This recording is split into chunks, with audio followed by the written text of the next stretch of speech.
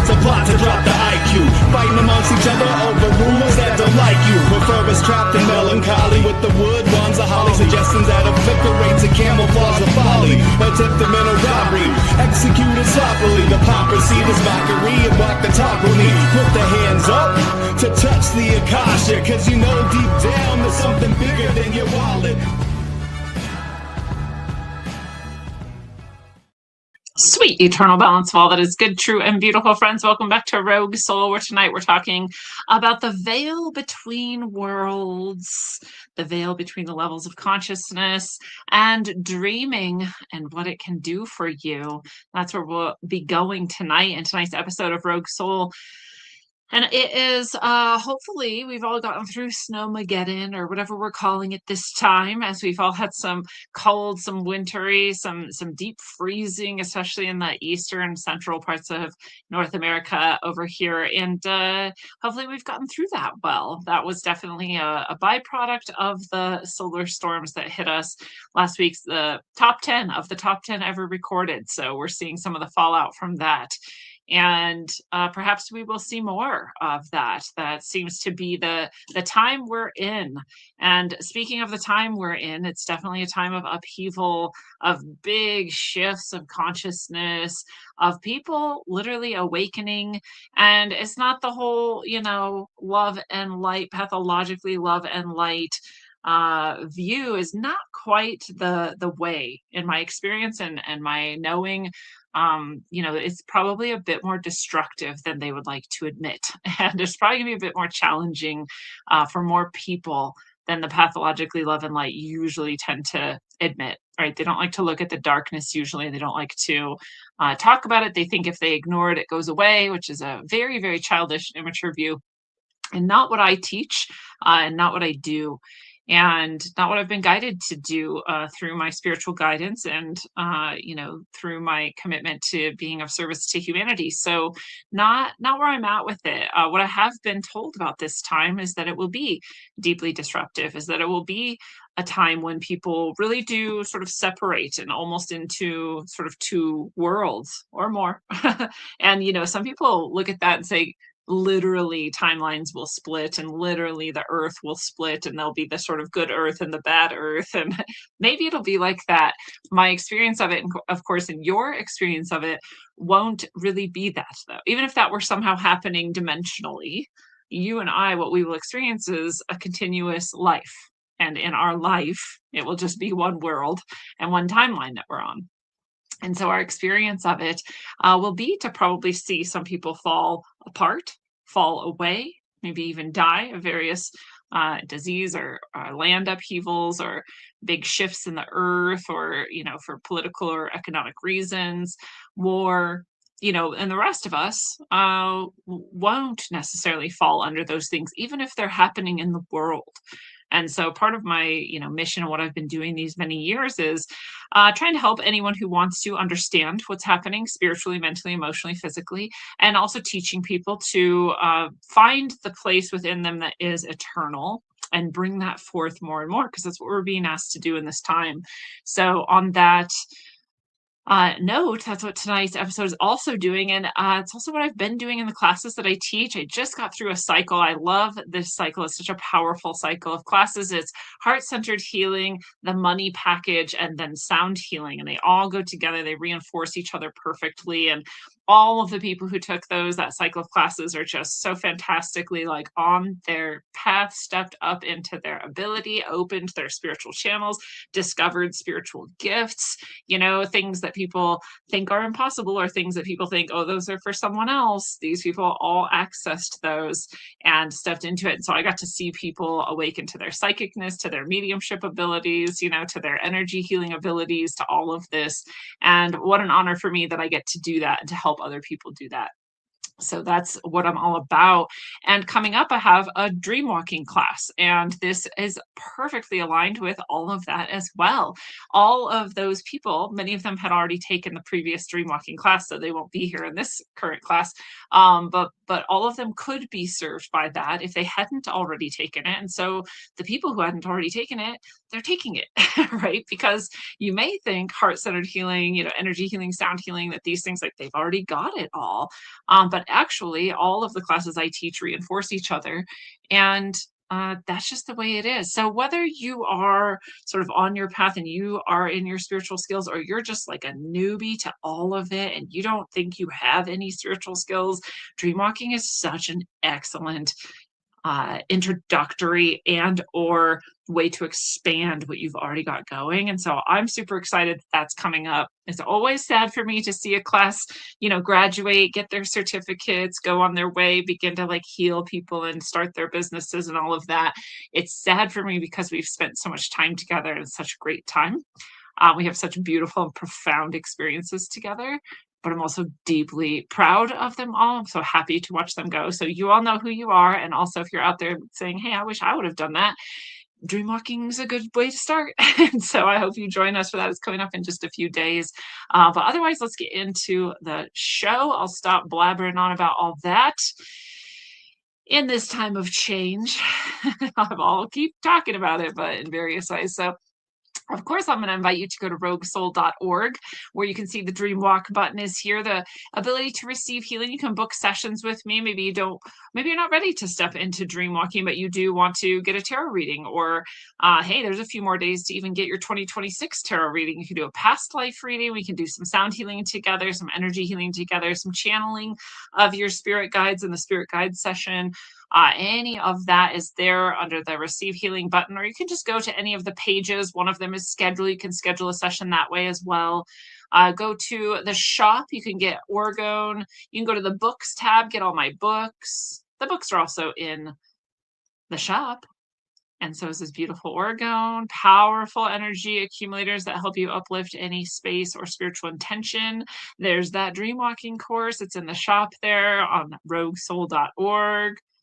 And of course, the books, as I said. So everything's here on the site, everything I do. You can also see where Rogue is. It's on various different platforms. I try to keep this updated because sometimes I get kicked off certain platforms and put back on. I'm back on YouTube. If you didn't know, I've been telling people for a while. So my YouTube channel is active again. Not nearly what it was when they killed it, unfortunately, but still going. So you can go check that out, see some of the archive there, everywhere podcasts are and whatnot. So it's all there on the site, roguesoul.org. And rogueways.substack.com is where I write. And so philosophically, religiously, I do my spiritually channeled messages here. So what kind of apocalypse is this? Is my most recent channeled message. These are channeled from the spiritual ancestors. That's the collection of ascended masters. That's what they asked me to call them. I've been in connection with them my whole life. And these are the messages they are sending to all of us. So if you're a supporter on Substack, then you can get those channel messages. If you're a free subscriber on rogueways.substack.com, then you get everything else for free. And there's plenty of content there. You also find out about things like the Violet Flame Vigils, the blessings and the events, the retreats and all of that. So it's a good way to keep in touch. It's a good way to have good food for thought, fun things to read, reflective, spiritually oriented, health related, and otherwise. So go become a subscriber at rogueways.substack.com. And we'll start here at the veil between worlds. You've probably heard or thought about this many times. Maybe you're just encountering it, but there's this concept that there is a veil.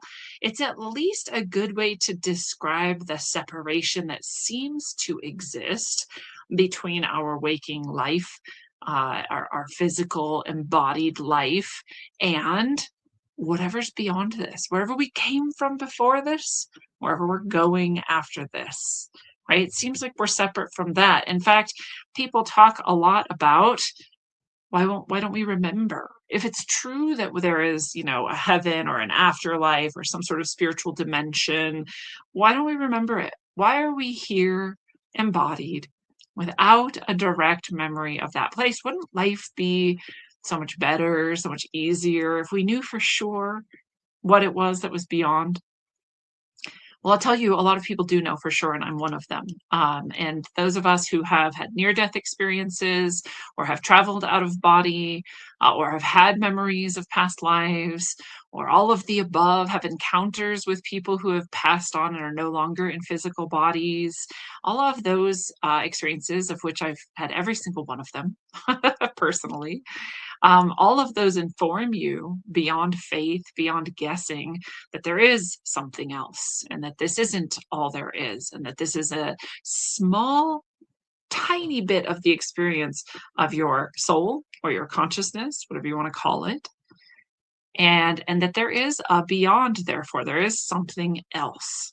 And it's also true that even for people like myself who have traveled there from this life and returned to this life, that have been out of body, that have gone traveling on the astral level, that have had those interactions with people who've passed on, I also don't remember it perfectly, right? I remember the times in this life where I have gone to the places where I've come from, the place where I'm returning, which I will call heaven from this moment on. And I remember that very well. Like, I don't think I could, I don't think if you tried, I could forget it. With one of the most life changing experiences I've ever had. I have a long list of very blessed opportunities to experience those types of experiences, to have those profound shifts happen. Some of those travels to heaven were something I can never, ever, ever let go of, right? And so I know that for sure that exists, but why can't I remember exactly how it happened before I came here, right? Exactly how it happened before I, embodied as Lindsay and was birthed and grew in this body on this plane. Why don't I remember exactly that, right? But I remember the time between this current life I'm in and the time before that, because as I've said, you may not, like the idea of past lives or believe in past lives. I don't believe in past lives. I know that I've had past lives because I've experienced them. So that's my experience and my knowing. And when you don't have to share that, for me to wonder, why don't I remember the times in between the lives, right? How come I can remember so many past lives, but I can't remember any of the times between lives? Very small glimpses of memory that seem like they're from that time, but I can't be sure because they're not very clear. This is that veil, right? Why do we seem to have this separation between life and whatever death is, between our consciousness in this waking world, this physical, embodied world, and whatever it is that's beyond or outside or above or in between all the atoms of this world? Why don't we see that clearly? That's the veil, right? The veil is also this, what seems to separate us from our loved ones who have passed and the people who have passed from our lives, right? My father died when I was very young. All my grandparents died when I was pretty young. And so I've had a lot of death. Lots of friends have died even when I was very young. So a lot of people I was close to passed. And I have been also very blessed to have lots of experiences, even before I had a way to understand what they were, or to believe or disbelieve any given dogma or version of what's happening. I had that, these blessed experiences where I got to know that that person, their body died, but they're still very much here and alive. Right? And I got to know that through these experiences that were so impossible to ignore. So I talk about one when I was 11 and my father had passed, and I was walking in a field by myself, a very rural area that we lived in. And I was just reflecting on, how much I wished he wasn't dead, perhaps obviously, how sad it was, right? How sad I was that he was gone. And I just had this question arise in my mind, like, I wonder if people like aren't really dead, or so, or like if there's something else. Because I didn't know if there was or not, right? I had a sort of church background, but we never really discussed in my household, if any of it's real or what to believe about it, or I hadn't decided, and it wasn't a strong theme or belief in our household. So I just didn't have that, right? So I was just sort of asking myself, like, is it possible? Like, do people still exist even after they die? And right then, I felt like a very warm, uncharacteristically warm breeze wrap around my body, and a hand that was made of air grabbed my hand and held it. And I felt and knew that my dad was holding my hand in that moment, in the only way he could, since he didn't have a body anymore. And it was such a powerful knowing that I didn't expect, wouldn't have thought could even happen, right? So it couldn't, for me, have been that I was like waiting and wanting and wishing that something like that would happen because I didn't even think or believe that it could or know if it could. It was just right in this moment where I was having this very innocent and direct conversation with myself, right? Like, could this be that maybe he does still exist in some way? And right at that moment, I have this synchronistic, breeze that doesn't even make sense. It's a cold day when this is happening, and a warm breeze just wraps around me, and a physically present impression of my hand being held occurs. And none of that because I could have imagined it, right? Because I couldn't have. I didn't have that in my consciousness, and it happened.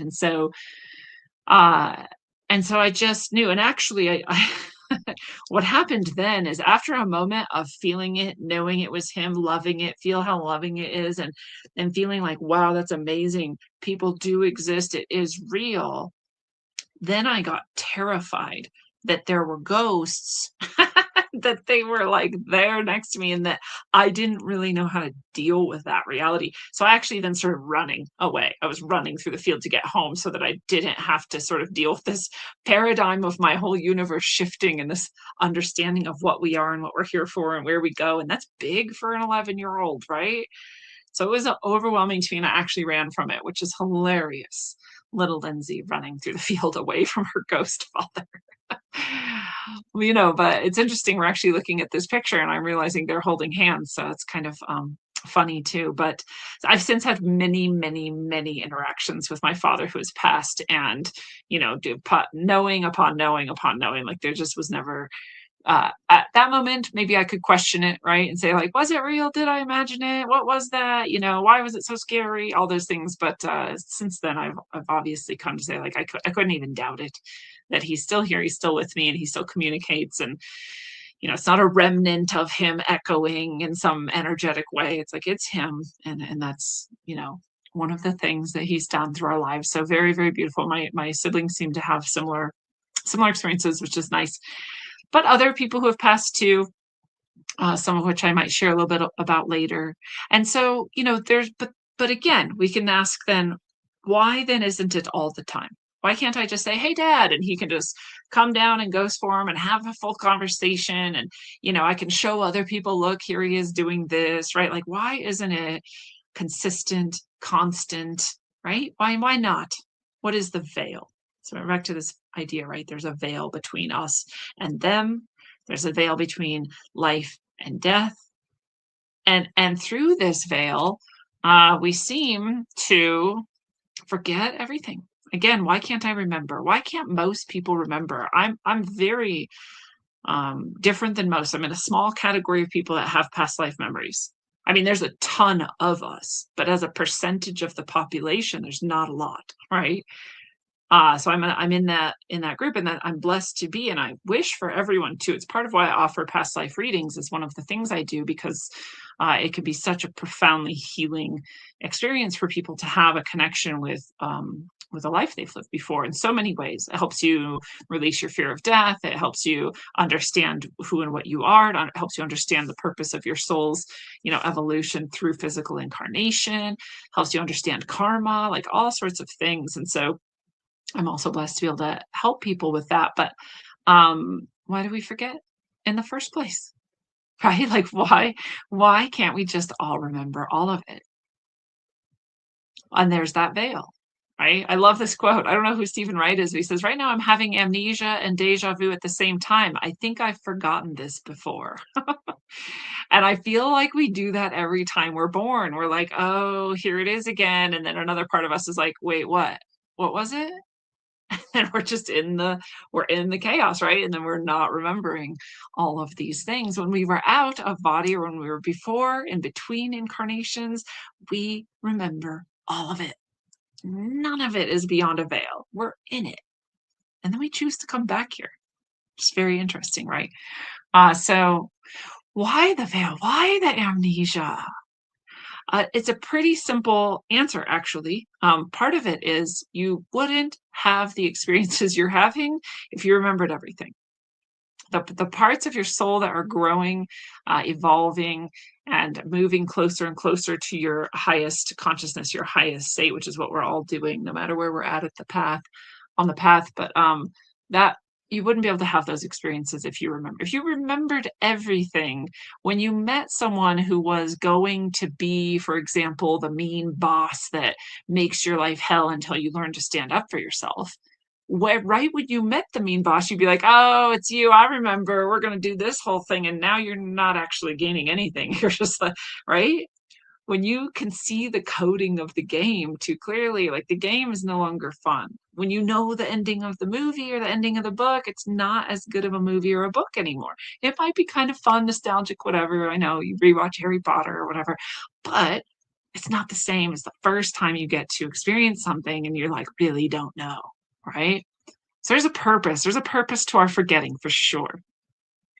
And a lot of the purpose of forgetting is to train us to get to the point where we remember. We want to remember. We make it such a focus of our soul's mission in any given life that we remember more and more, that we're present more and more, that we're in our highest consciousness more and more, so that we don't forget again. And eventually, we're ascended enough that we don't even incarnate anymore. That's the sort of path of the soul, right? But in the meantime, we've got a lot of veils. So you can learn to raise your consciousness. You can learn to increase your presence. You can learn to remember. You can learn to remember. Remembering is a skill just like any other skill, just like any other thing you do. And the more you increase that, the better you get at not really having as much of a veil. The veil's still going to be here when you're physically incarnated to some degree. You're not going to be able to, like I said, just, call Ghost Dad in at any time and get any answer clear as day and just have anyone notice or see it or see the proof or the evidence. It's not really how it works. Not really how it works. You might get better and better at it. You might get closer and closer to that. But there's still going to be some aspect of the veil because you're here. You're not yet beyond the veil. You're on this side of the veil, you're going to forget, and you're going to forget probably again and again and again. But you're going to get better and better at each time remembering. So lots more reasons why there's a veil, why we don't remember anything. There's lots too. We could do a whole class just on karma and reincarnation and why and what purpose it serves and what we're doing here and all of that. And that's its own sort of thing. But we'll move on and we'll talk about, this concept of dreaming. It's interesting because we're here, we're alive, we're in a physical body, and we spend a third of our time asleep. You might live 90 years, and 30 of those years you will have been asleep. If you live 90 years and 30 years of your life is sleeping, what were you doing that whole time? There's the part of me that's sort of like type A and wants to maximize efficiency. And that's definitely a part of my personality personally. The part of me that is like 30 years. We can do so much with that time. Let's maximize our dreaming time, right? 30 years, a third of your life. And I came into this life as a dreamer. I came in, I have the heaviest dream. They couldn't wake me up or anything. I'm not exaggerating when I say that at times they had to literally shake my body for minutes before I would wake up because I loved dreaming so much better than life. And I feel sad for the people who think they don't dream. By the way, if you're one of them, you do dream. Surprise, no one doesn't dream. It's just not a thing. And there's plenty of ways to remember your dreams better and better. Again, learning to remember is one of the things that we're honing as a skill, and it's actually a spiritual skill because it's a consciousness skill.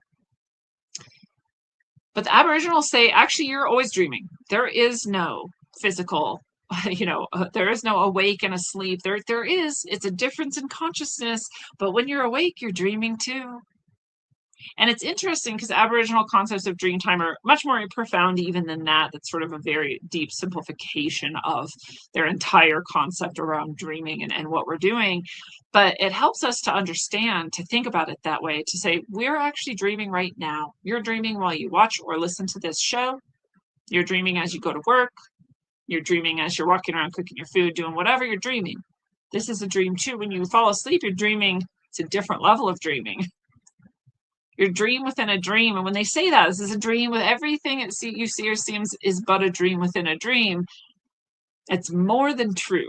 It's like literally what's happening. And when you wake up, which is the moment of your death, so long as you do that in the natural way, you will wake up and go, wow, what a crazy trip that dream was. That Lindsay lifetime was so crazy. What a trip. Just like when you wake up from a dream, you go, oh my God, that dream, what a trip, right? I thought I was somewhere else and someone else, and I was doing all this stuff, and it was so wild that I really believed that. And you're going to wake up from this life and go, oh my God, I thought I was a girl named Lindsay. That was crazy. It was so good for me. I got to experience so much. I learned so much, right? I honed my spiritual skills, my conscious skills so much. That's what it's like. So we are dreaming. This whole thing is a dream. It doesn't mean it doesn't matter. It matters so much. In fact, just like that 30 years of your life matters so much. In fact, it matters so much. That's why you're here doing it. Because it matters so much. Because it's so important, actually, how you do this dream. How you do this dream and the other dreams when you're sleeping as well. So the Aboriginal concept of dreaming is a bit different than ours. There's the dream time.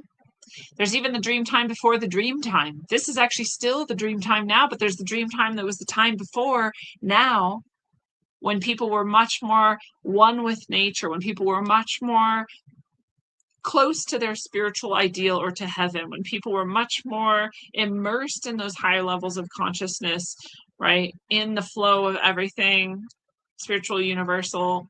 And now there's this time, and this is a different type of dream. It's much less one with the one, right? It's much more separate. It's much more disjointed in this current modern world of this dreaming, right? And they talk about that and these different aspects of the dreaming, and that the land itself reflects the dream, and that we're all connected through the dream, and that we are really, again, one with the one. We're all one in the dream, and that we're here, we're experiencing ourselves as different, separate individuals, and that's true. And in a different level, we are all one mind having one dream. So pretty interesting. You can transfer knowledge between people, between times and places. There is no time or space in the dreaming. Your ancestors are all there and present in the dreaming. And it's funny because I would talk about my experiences with dreams and with astral travel and with all of this stuff, and I would call it dream walking. And I found out way later that the Aboriginals also talk about dream walking. They're talking about specifically astral travel, usually in general. Whereas I'm talking about all levels of dreaming, right? From lucid dreams, astral travel, to just, kind of our regular dreams. To almost those states where we think we're not having dreams, right? To being awake. I'm talking about all of that as dream walking. So when I teach dream walking, I teach all of those things. And otherwise, what the Aboriginals are saying about it is also true, right? There's sacred places on earth where you can be closer to the dream through your consciousness, right? You can connect with ancestors and people who have passed on through the dream. You can transfer knowledge and receive knowledge that you thought you didn't have access to in the dream. And these are all the skills that I teach when I teach dream walking. So without knowing it, I agree with the Aboriginals, right? I've learned from my own gnosis and experience, essentially what they have taught for up to 50,000 years now, that they've been teaching of the dreaming and how to be in dreaming. But it's not just sort of like fully spiritual, woo-woo, Aboriginal, ancient shamanic sort of traditions that I teach or that I focus on. It's also this very modern take on psychology. And I talk about some of the times where I'm doing public speaking or speeches about, what I do, or I'm doing little classes, and their general public can come to these classes and different events like that. I will often have people in the crowd who are psychologists or psychiatrists. And after I get done sort of talking or speaking, they'll come up to me and they'll say, I've had this happen more than once, where they'll say, like, well, do you think that what you're teaching and what you're doing is like this? And they'll describe therapy. And I've actually been through most of the therapy they're describing. So I'm like, yeah, it is. It's exactly the same. We're just approaching it from different angles. And I'll be honest, one of them also asked too, is your way a bit faster or more direct? And I said, I think for most people, it is actually more efficient than going through therapy. And I'll never say don't go to therapy. Go to therapy. I love it. It's good for all of us. I'll say that doing this type of work is therapy, but it's therapy layered into such a robust and dynamic process of self-actualization that it's just a lot faster and easier. It's a shortcut. They're right when they ask me that, right? Yes, it is a shortcut for most people most of the time. And so I love it. I love that I get to do this with people. I love that I get to help people activate and actuate themselves and step higher into their wellness.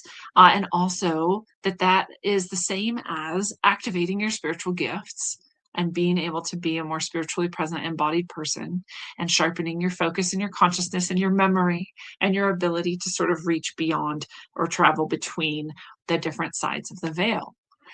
So Jung, and I love him, hate him, whatever, it doesn't actually matter as much as appreciating this sort of view that he had of dreams, right? And he's probably, the most modern and scientific explorer of the dream, and to helping people understand dreams and how they can utilize their dreams for self-growth, self-reflection, self-healing.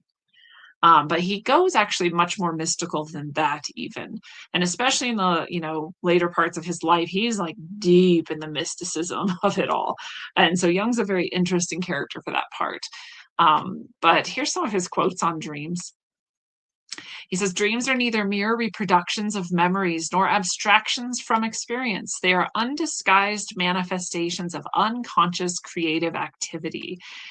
As against Freud's view that dreams were wish fulfillments, my experience of dreams leads me to think of them as functions of compensation.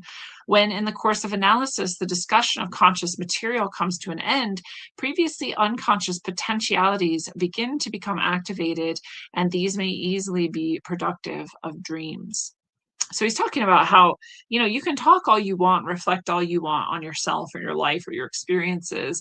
But when you start to reflect on your dreams, it starts to give you this other component. And really it's access to the subconscious. And any mystic, any healer, anybody who's worth their salt in this sort of side of things has to understand their subconscious, because your subconscious is actually the key to 100% of what you're doing spiritually. Your subconscious is another way of saying the part of you that's still on the other side of the veil. So here we are, working with the subconscious through dreams, able to, as I just said, have like these psychological and therapeutic sort of breakthroughs without all the therapy. You don't have to pay all of this money to do all of this. If you're paying standard pricing for therapy that usually goes on for years, that's many thousands of dollars and lots of time. And again, I'm never going to say don't do that if you're called to that. I'm going to say if you do something like this dream walking class, it's going to save you many, many thousands of dollars in therapy, which is fantastic. So Jung has this view of dreams, right, that they're very useful to us, and he's right, that we can use them in order to access different parts of ourselves that are otherwise inaccessible, and he's right. And that this can transform our life, he's also right. So again, you can kind of take or leave any other aspect of Jung you want, but those things are true. And a lot of people really want to be better. at analyzing their dreams, right? They wish that they could understand their dreams, and dreams can be really tricky, right? And there's some really erroneous methods of dream interpretation out there. And I'll tell you, the one that bothers me the most is that 100% of all of your dreams are just you. This perspective that anything that happens in a dream is just you looking at a different aspect of you. Total bullshit. I'll tell you, it's true in as much as it is true that everything in waking life is just a reflection of you. And to an extent, that's very true. But it's sort of this muddied water thing where I say that's all true, yes, but it's not actually helpful. And it's also in some cases not true, depending on what it is you're looking at and what you're trying to do. So again, like I say, at the highest level, we're all one. We're all in the mind of God. We're all an expression of God, right? And so we're all one.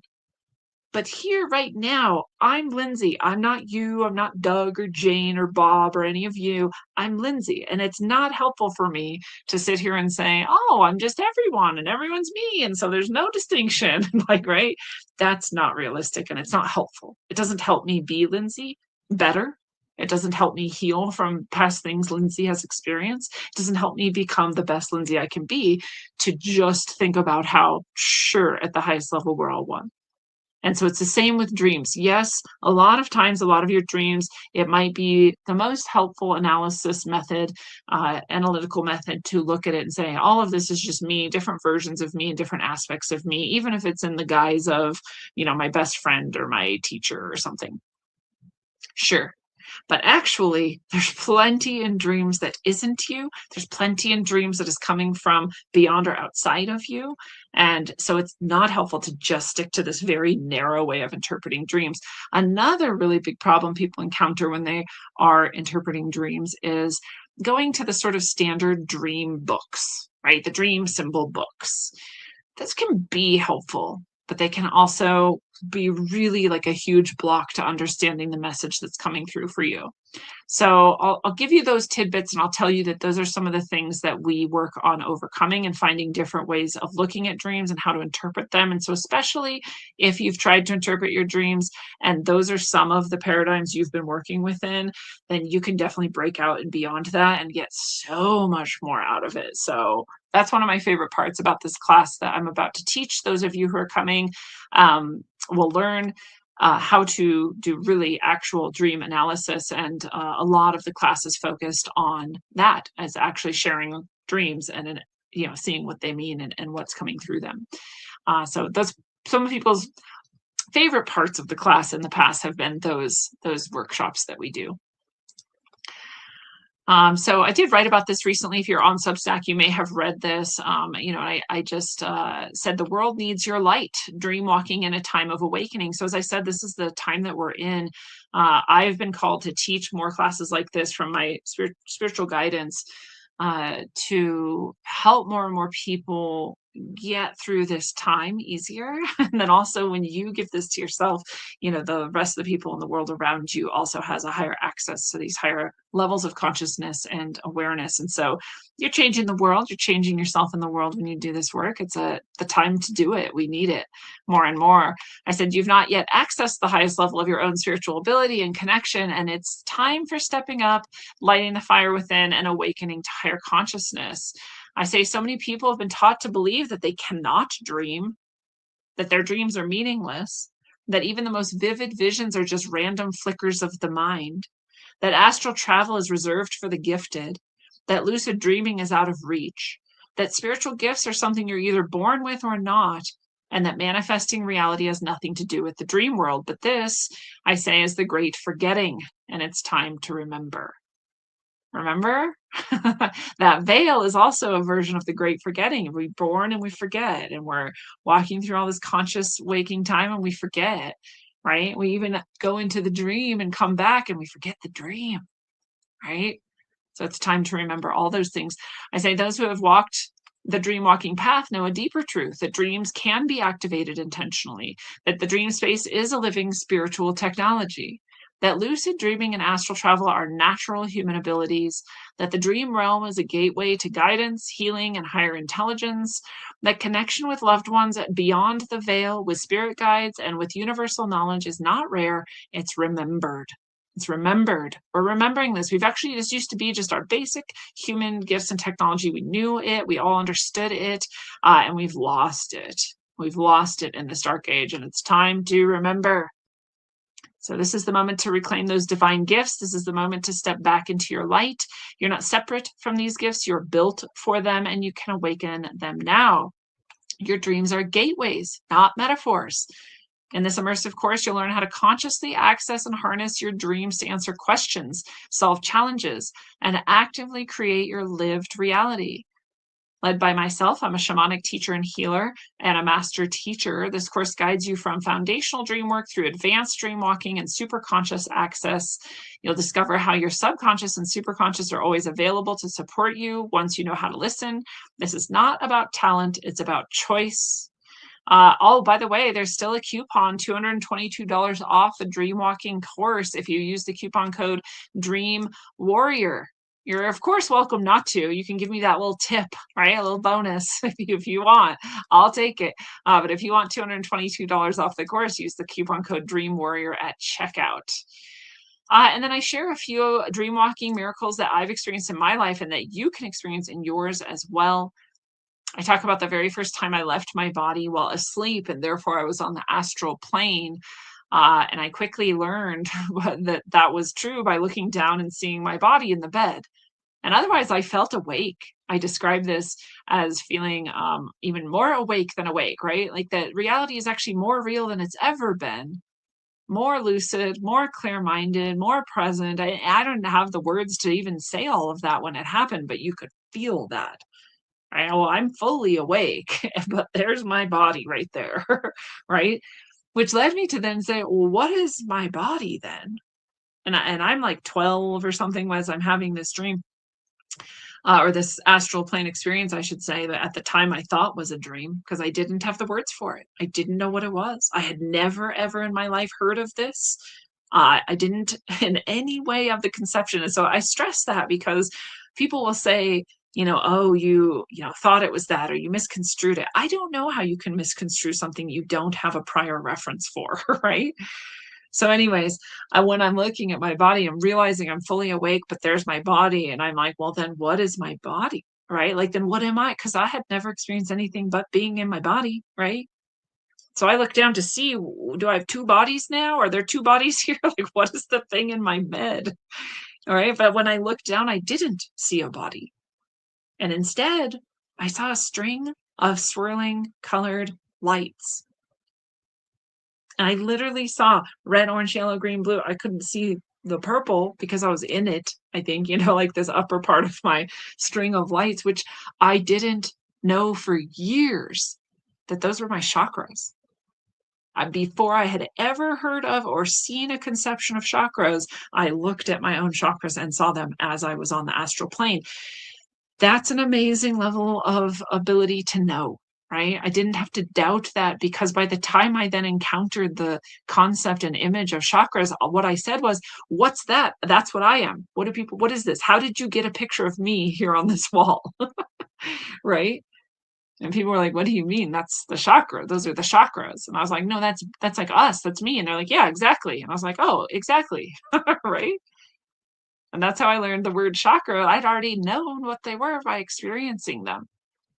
When I had that experience too, and I looked down and saw those, I then kind of like tried to move my body, but I didn't have a body. And so it was very strange. And I moved, but then I sort of like curled in on myself and spun off into chaos and woke up in my body because I didn't know how to move on the astral plane. It's actually very easy. I was just still trying to move like a body would, right? It's really funny. And so really intense experience. That's the type of experience you can have when you learn dream walking, when you expand your spiritual channel, when you really bring that level of intention to your dreaming. You too can go out of body. And many of my students have after taking this course. So that's one aspect of what I teach. I also had the experience with the ascended masters, with the spiritual ancestors, of also again leaving my body, but this time being taken far, far, far, far away from Earth, out of the Milky Way, out into the universe, and to the center of the universe, which I call the center of all things. And that, of course, is the most transformative experience of my life. And that also happened because I was able to leave my body and astral travel, right? Because I was able to do those things, and still I didn't know what that was called or how to talk about it or think about it.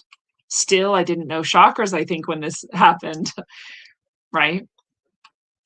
But beyond that, they would come many times, and I would leave my body each time, and we would go do pretty strange things, actually. I seem to have been trained over and over again on that plane of existence, especially in spiritual gifts.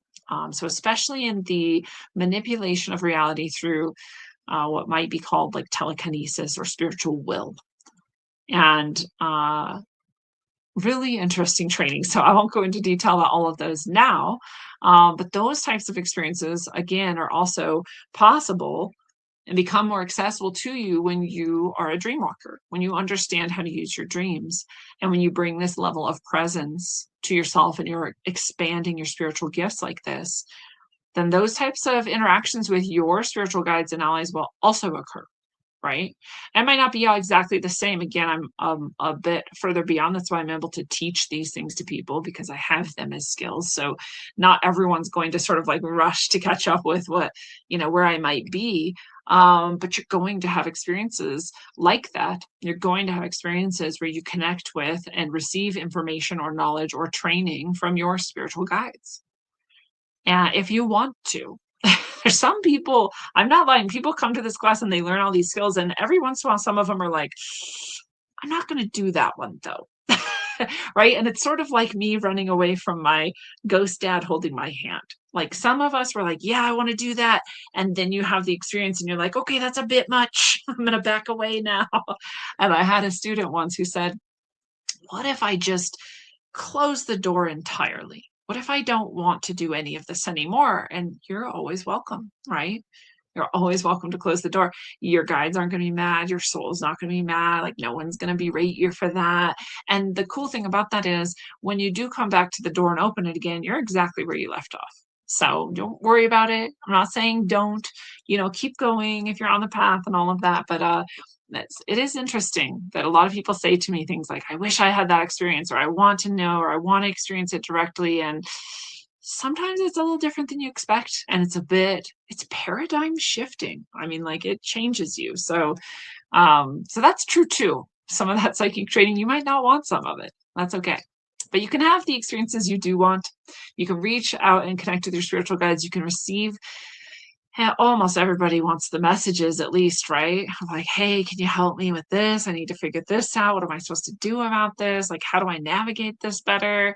Almost all of us want that, at least. So that's at least the part that most people stick with and are very glad to have developed in this class, if not much more and farther beyond that, right? And like I said, you can also connect with your past loved ones. And this is one of my favorite parts of the class, because some of, we have these real profound connections. Our spirit guides are a bit different than the people who we've loved deeply and lost.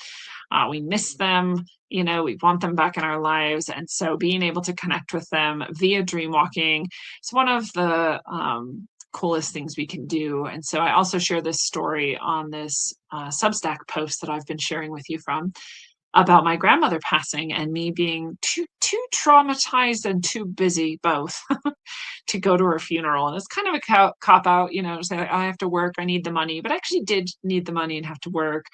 I probably could have, asked for some support with that and gone to see her funeral and that, but I also was too traumatized. I didn't want to do funerals anymore. My father's funeral was so hard for me that I told myself I would never go to another funeral. Eventually I did. But for a time I didn't. And even by the time my grandmother died, about 8, 9, maybe it was 10 years later, I still wasn't going to funerals. And so, my mom, my family went without me. I stayed home and I worked And what I couldn't have known was that on the day of her funeral, as I was asleep, she came to visit me. I couldn't have known it was the day of her funeral. I did know that she came. I again thought, well, that was a crazy dream. But in the dream, she came and got me from my bedroom, and we flew through the air to Montana, 2 states away, where they were having her funeral. And I stood at the graveside with everyone and her. She was there at her own funeral with me in astral form. And I'm watching people cry, and people who I don't know, have never seen, and then also the people I did know and had seen. And I was thinking, well, this is, very sad, and also very interesting to watch people grieving at a funeral when they don't know you're there. And I saw them then go to the reception and or whatever it's called afterwards. And then she said, hey, can I show you something else? And I was like, of course. And she brought me to this house, and it was just this old kind of ramshackle, kind of breaking down, house. And she was saying, this is where I lived. And there was a little garden outside, a little side yard area, a little porch. And, I saw these details, and I was like, oh, wow, you lived here. And she's like, yeah, and there was this and that. She's telling me about the house. And actually, as she's telling me about it and her growing up there, it changes into an even older, even more ramshackle house. And not like a really ramshackle, like you could see through some boards and stuff type of thing. And I was like, wow, that's a different type of house, right? She grew up in the Depression, all that. So that all happened. We eventually, leave, we come back, we get back to my body, and then I wake up and I go, wow, that was a crazy dream. Again, not even really understanding at the time how profound it was and that had actually happened. And again, it was years, I heard about the funeral and I was like, that sounds like what I saw, but I think it was just my brain wishing I had gone, and this sort of justification and rationalization that I think all of us are somewhat prone to, or a lot of us at least. And but it was years even after that, my aunt actually sent a picture, and the picture was this house. And it was not just the house, it was the house that she had grown up in as it was when she grew up, next to a newer color picture of the house as it had been refurbished over time. And it was literally the house that I had seen, and then the older version of it. And I was like, I've literally been there, but not in real life. And the picture just transported me back to those moments. And I understood again, even more deeply, that had actually happened, and that I actually had gone and seen those things and done those things on the astral level. Right. So again, that one's a bit more profound than some people, might have access to after one dream walking course. But if you're dream walking, you're applying these principles long term, as many of my students have, they do start to have more and more profound experiences like that. And so even if you don't get to that in the class, you can get there eventually. And even in the class, during the time that you're taking the class, you will have experiences of connecting to the people you love who have passed, if you choose to. Again, some people are like, okay, well, I'll know how and I'll keep that in my back pocket, but I won't do it just yet. And that's totally fine. Right. But the people who have chosen to, which is most of them, have all had this experience of connecting with the people who they love, who have passed. So that veil, again, right? We're just we're not ripping it down. We're just easing and taking a peek, and sometimes reaching through and bringing something back, right? That's what we're doing here. And as you develop that, you also develop more and more other skills.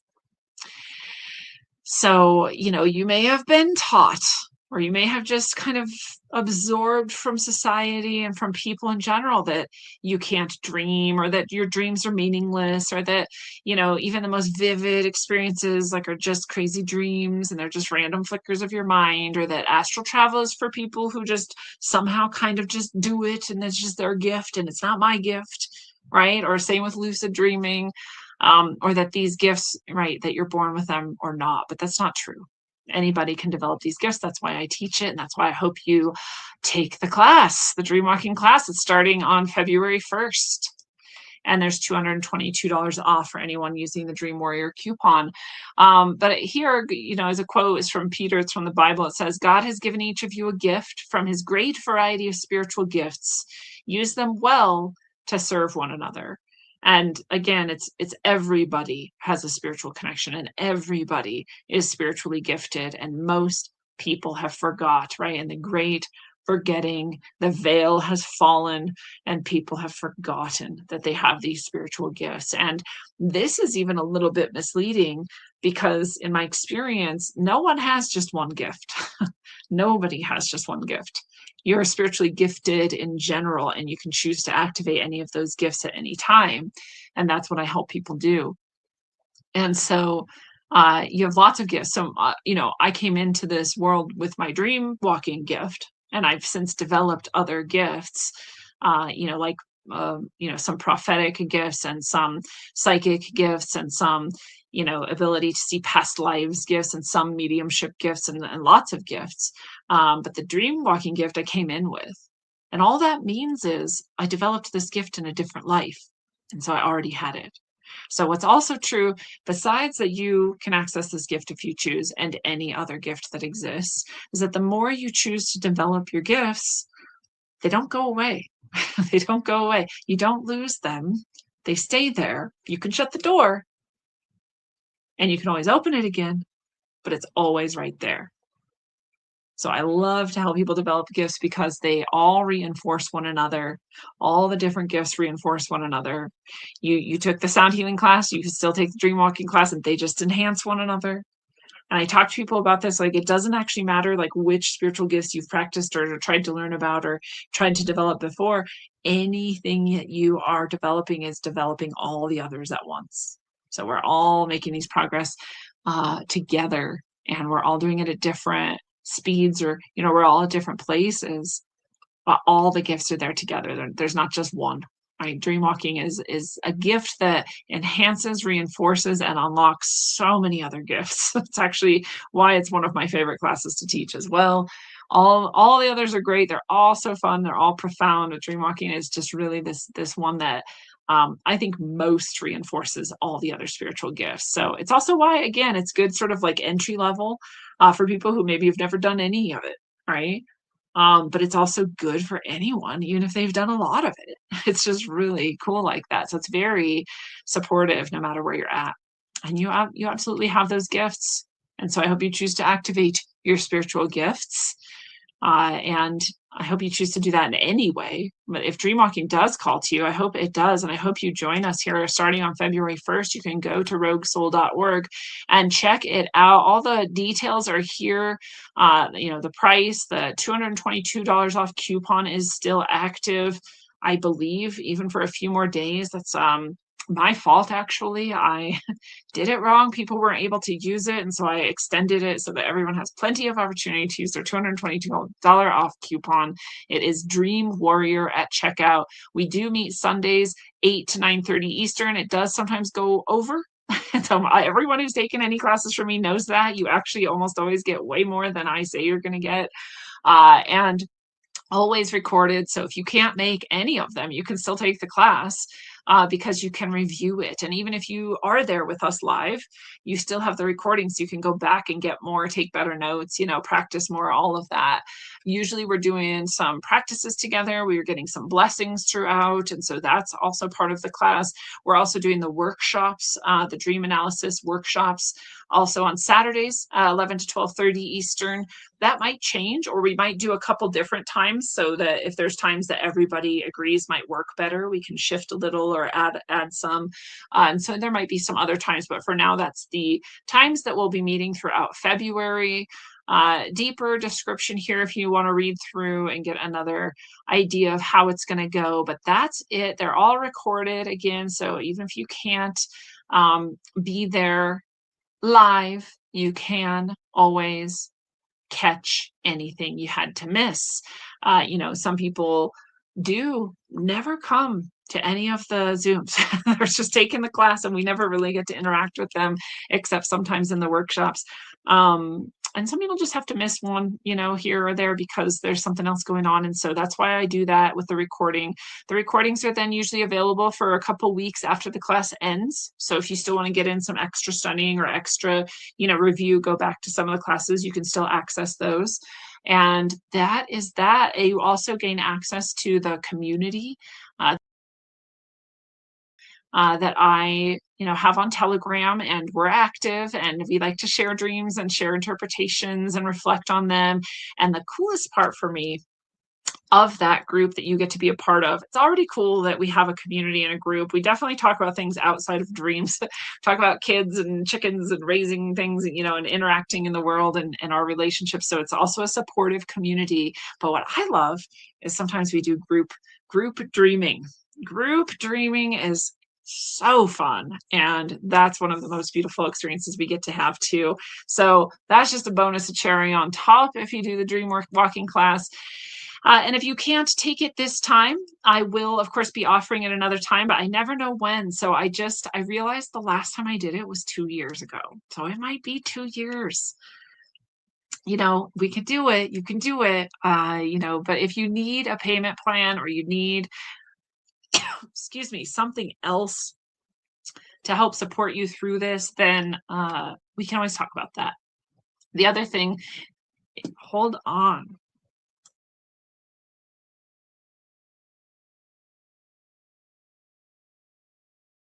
Oh, there we go. Excuse me. The other thing I was going to say that you may have noticed is that on the site, there's the Afterpay and Klarna and all those. So there's also a way for you to do payments in that way. And that's also available to anybody.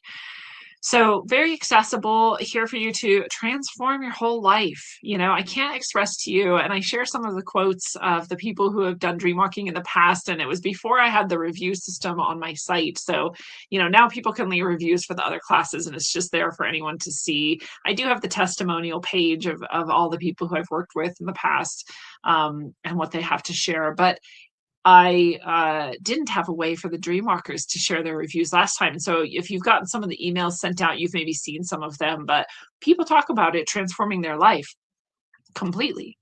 Like, my relationships have changed, my, ability to live without anxiety or depression has changed, my, ability to feel just this loving presence of the people I've known who have passed has changed. My ability to connect with my own higher self and soul has changed. I mean, like, the way that this can change your life is ineffable. It's indescribable. I can't actually share with you all of the things that all of the people have felt and transformed as they've taken this class. So it's one of the most powerful classes I teach. It's one of the most beautiful and fun classes for me to teach. And I'm very excited for the group that we've got this time. And I really hope that you join, answer the call of your soul, and join us for Dreamwalking this February. And until you do, travel well, aim for balance, and always look inside first. Mwah.